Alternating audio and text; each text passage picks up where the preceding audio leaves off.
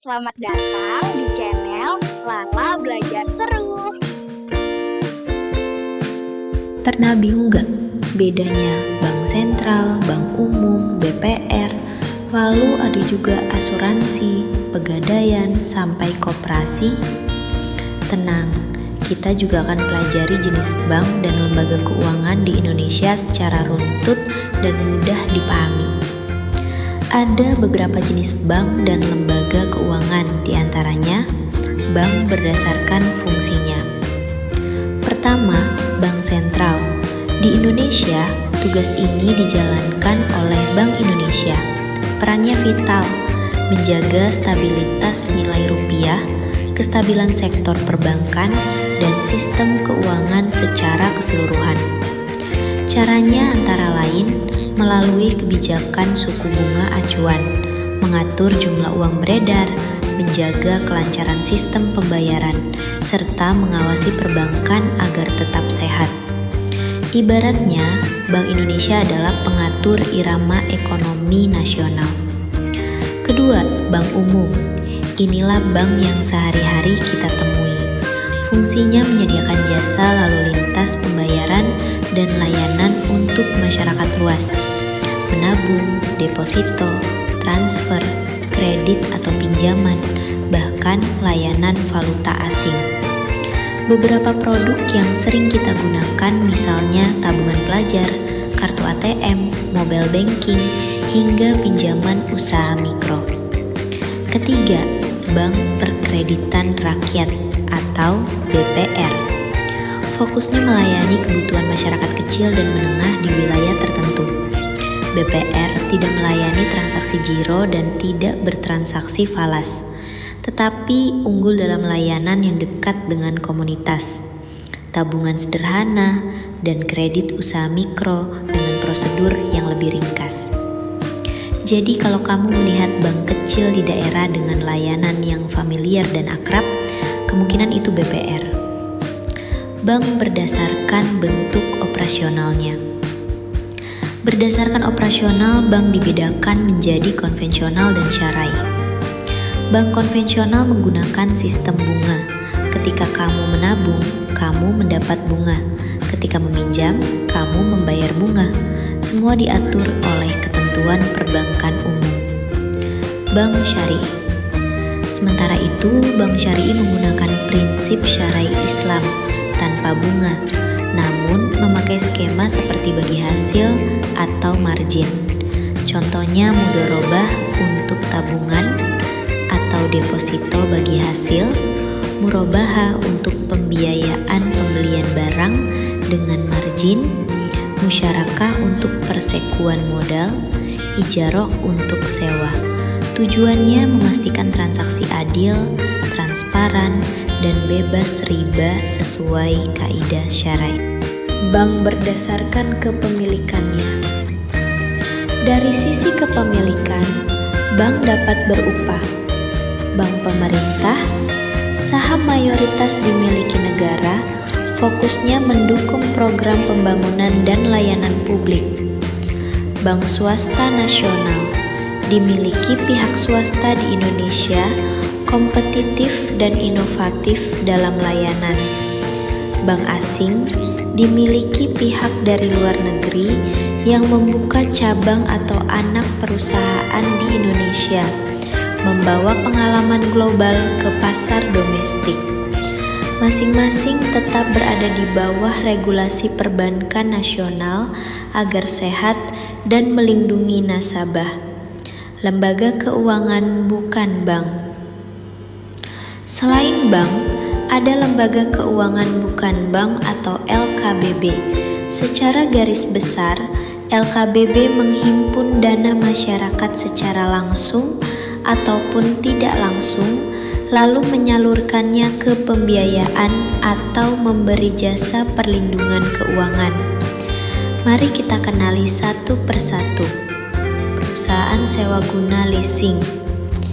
Leasing membantu pembiayaan barang modal, misalnya kendaraan atau mesin. Ketika seseorang belum mampu membeli tunai, ia dapat menyewa beli melalui perusahaan leasing dan mencicil selama periode tertentu hingga kepemilikan beralih. Cocok untuk kebutuhan produktif seperti usaha kecil yang butuh kendaraan operasional. Perusahaan asuransi. Asuransi memberikan perlindungan finansial dari risiko, misalnya sakit, kecelakaan, atau kerusakan aset. Jenisnya banyak, asuransi kesehatan, jiwa, kendaraan, pendidikan, properti, dan lain-lain. Kita membayar premi secara berkala. Jika risiko terjadi sesuai polis, perusahaan asuransi memberikan manfaat atau penggantian biaya. Penting, pahami isi polis, pengecualian, dan masa tunggu sebelum membeli. 3. Dana pensiun. Dana pensiun menyiapkan jaminan penghasilan di hari tua. Iuran dipotong rutin saat kita bekerja, dikelola secara profesional, lalu dibayarkan ketika pensiun. Semakin dini menabung pensiun, semakin ringan beban iurannya. 4. Bursa efek, pasar modal. Di pasar modal, perusahaan emiten bisa menghimpun dana lewat saham dan obligasi. Investor membeli surat berharga untuk memperoleh poteden kupon atau kenaikan harga. Ingat, potensi imbal hasil selalu sejalan dengan risiko. Karena itu, literasi dan manajemen risiko wajib dipahami sebelum berinvestasi. 5. Pegadaian memberi pinjaman dengan jaminan barang, misalnya perhiasan, elektronik, atau kendaraan. Jika pinjaman tidak dilunasi sesuai perjanjian, barang bisa dilelang untuk melunasi kewajiban. Layanan ini berguna sebagai solusi dana cepat yang legal dan terjangkau. 6. Koperasi. Koperasi menghimpun dan menyalurkan dana berdasarkan asas kekeluargaan dan gotong royong. Anggota adalah pemilik sekaligus pengguna jasa koperasi dan berhak atas sisa hasil usaha SU sesuai partisipasi. Bentuknya beragam, simpan pinjam, konsumen, produsen, hingga jasa. Prinsipnya bukan memaksimalkan laba, melainkan kemanfaatan bagi anggota. Fintech, lembaga keuangan era digital. Di era sekarang, hadir juga financial teknologi atau fintech, perusahaan rintisan yang memanfaatkan teknologi untuk layanan keuangan. Contohnya dompet digital, payment gateway, pembiayaan online, P2P lending, sampai perencanaan keuangan otomatis. Fintech mendorong akses yang lebih cepat dan inklusif, namun tetap harus patuh regulasi dan mengutamakan keamanan data. Koperasi di Indonesia, harapan dan kenyataan. Sejak awal kemerdekaan, koperasi diharapkan menjadi sosok guru perekonomian. Tokoh bangsa Muhammad Hatta dijuluki Bapak Koperasi karena perannya membumikan konsep ini. Harapannya jelas, meningkatkan kesejahteraan rakyat lewat kebersamaan, bukan persaingan semata. Namun di lapangan ada tantangan, manajemen yang belum rapi, literasi keuangan anggota yang beragam, pengawasan yang belum merata, hingga adopsi digital yang lambat. Lalu apa solusinya? Profesionalisasi pengelolaan, laporan keuangan transparan, audit rutin, dan tata kelola yang baik. Literasi dan pelatihan anggota agar memahami hak, kewajiban, dan produk koperasi. Digitalisasi, aplikasi keanggotaan, pembayaran non-tunai, dan pencatatan real-time. Kolaborasi, koperasi bermitra dengan perbankan dan fintech untuk memperluas akses pembiayaan.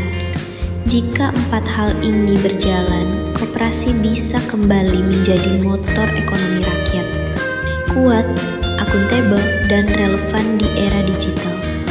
Ringkasnya, Bank sentral menjaga stabilitas rupiah dan sistem keuangan. Bank umum melayani transaksi harian. BPR fokus pada UMKM dan masyarakat wilayah.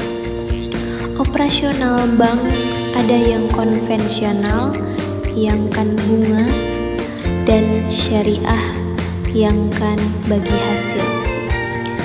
Dari kepemilikan, pemerintah, swasta, nasional, dan asing. Di luar bank ada LKBB, leasing, asuransi, dana pensiun, pasar modal, pegadaian, dan koperasi. Plus fintech yang memodernisasi layanan. Semua lembaga ini saling melengkapi agar uang berputar, risiko terlindungi, dan ekonomi tumbuh.